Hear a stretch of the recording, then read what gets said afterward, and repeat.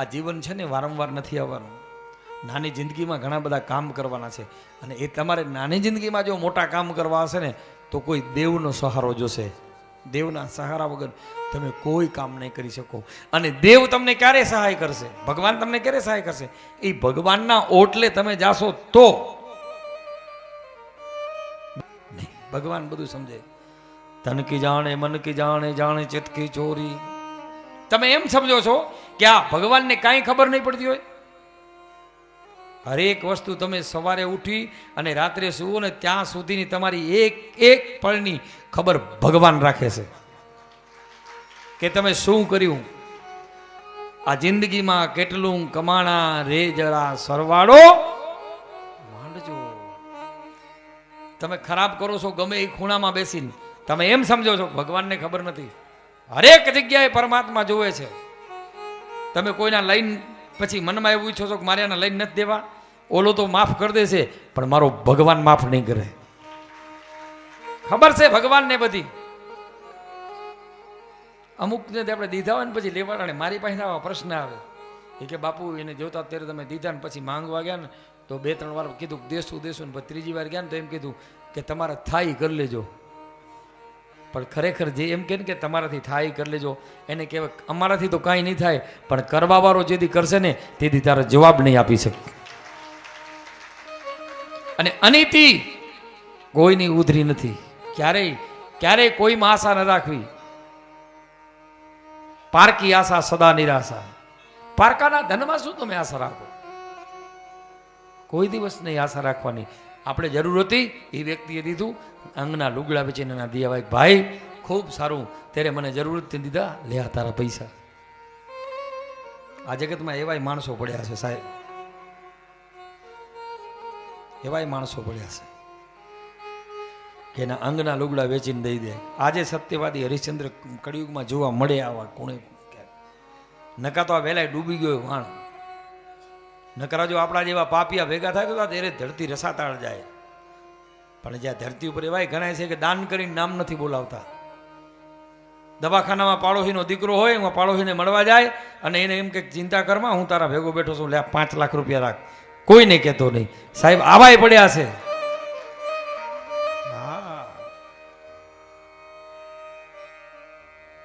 અને એની નોંધ કોઈ વ્યક્તિ નથી લેતો.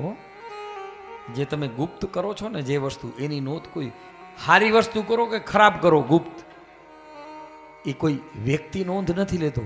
એની નોંધ સીધી જ વૈકુંઠમાં ઈશ્વરના ચોપડે લખાય છે. સીધું ત્યાં લખાય ફટ ફટ ફટ. આ તમારું કેમેરા તો અત્યારે નીકળ્યા, પણ ઈશ્વરનો મોટો કેમેરો છે, એમાંથી જ આ કેમેરાની શોધ થઈ.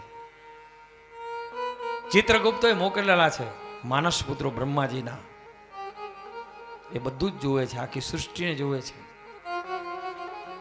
આ તમારું આટલું કેમેરું જો અમે કેટલાય કિલોમીટર સુધી માણસનો ચહેરો બતાવતો હોય તો અમારા પરમાત્માનો તો કેવડો કેમેરો હશે.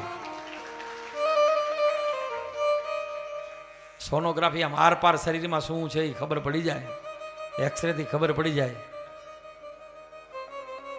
તો જેણે એક્સરે બનાવી, એક્સરે ને બનાવવા વાળાની તાકાત કેટલી હશે? અને તમે ને હું ખોટું કરીએ છીએ. શરમ આવી જોઈએ. આવો વિચાર આવે ને ત્યારે શરમ આવી જોઈએ. મારા ગુરુ શત્રુઘ્નજી મહારાજ એક બહુ સારી વાત કરતા, એ કે તમારે ખાલી ખોટું કોક પ્રત્યે કરવાનો વિચાર આવે ને તેથી તમારું જે કરેલું પુણ્ય છે ને ક્ષીણ થાય છે. મારા ગુરુ શત્રુઘ્નજી મહારાજ એ કે તમને કોક પ્રત્યે ખોટું કરવાનું ઈચ્છા થાય ને ખાલી ખોટી, તેથી તમારું પુણ્ય ક્ષીણ થાય છે, તમારા પુણ્ય હણાઈ જાય છે. અને જે પૂર્વના કરેલા પાપ છે ને ફટાફટ ઉત્પન્ન થાય છે. જેમ ભાદરવા મહિનાનો વરસાદ પડે ને ખડ ઠેકાણે ખૂણે ઉગી પડે, એમ પાપ ઉગી પડે છે. ખાલી ખોટું કોક પ્રત્યે વિચારો, એમાં વિચાર કરો. આ કળિયુગ કે કર અને જો, આમ કરો ને આમ જુઓ. તમે 1 વર્ષ પહેલા બીજાનું કરો, આવતા વર્ષે તમારા ઘરે એ વસ્તુ ઊભી જ હોય, 100% ઊભી હોય. કેમ નહીં ઊભી હોય? શું કામ? તો કે તમે 1 વર્ષ પહેલા હું ખોટું કર્યું તો આલે કે આ વર્ષે તમે નહીં. ભગવાને તમને બુદ્ધિ આપી છે, સદુપયોગ કરો. ભગવાને તમને બળ આપ્યું છે, સદુપયોગ કરો. ભગવાને તમને પૈસા આપ્યા છે, સદુપયોગ કરો. સારી જગ્યાએ તમે વાપરો, બુદ્ધિનો સારો ઉપયોગ કરો. ઈશ્વરની કૃપા મેળવવી હોય ને તો આ કરો તમે. અને તમે જોજો, બુદ્ધિશાળીને ભગવાન ક્યાંય મળ્યા જ નથી, ગાંડા થયા ને એને ભગવાન મળ્યા છે. જગત જેને ગાંડા કહે, ટીકા કરે, નિંદા કરે, એ વ્યક્તિ આગળ નીકળી જાય. નરસિંહની ઓછી ટીકા થઈ હતી, મીરાની ઓછી ટીકા થઈ, તુકારામની ઓછી ટીકા થઈ. જો તમે મહાપુરુષો,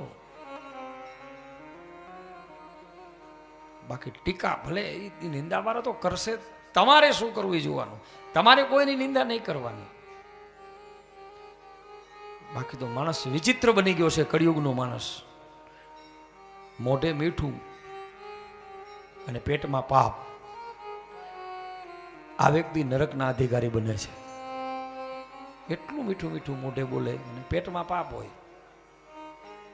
અને જેને પેટમાં પાપ હોય ને, અમારા ગુરુ મહારાજ કહેતા, એને નરકમાં જગ્યા નથી મળતી, એ જીવાત્માને ભટકવું પડે છે.